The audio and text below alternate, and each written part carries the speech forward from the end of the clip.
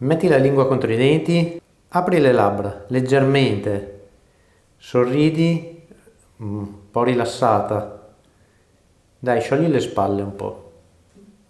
Ciao a tutti e bentornati su Igienista Mentale, io sono sempre Francesca. Oggi facciamo un tutorial su come sorridere in modo naturale nelle foto. Io non sono assolutamente capace di fare questa cosa, anzi è un classico, tutti ci siamo ritrovati in questa situazione in cui dovevamo fare una foto e ci dicevano al 3 fate un sorriso, 1, 2, 3, cheese, e veniva quel sorriso forzato che non si poteva assolutamente vedere. Non è facile mettersi in posa e sembrare naturali, però vi svelerò qualche piccolo trucco per mettere a posto un pochettino il vostro sorriso. Quindi vediamo insieme le 3 tipologie di sorriso naturale che si possono fare nelle foto.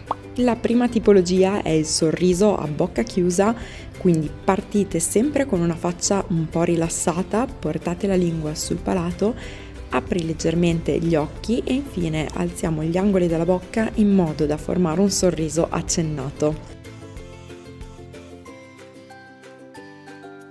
Il secondo tipo di sorriso è il sorriso a denti aperti, si inizia sempre quindi con un viso rilassato, portiamo la lingua sul palato e ravviviamo un pochettino lo sguardo e apriamo le labbra. È importante in questo sorriso tenere i denti separati, cercare di respirare con la bocca.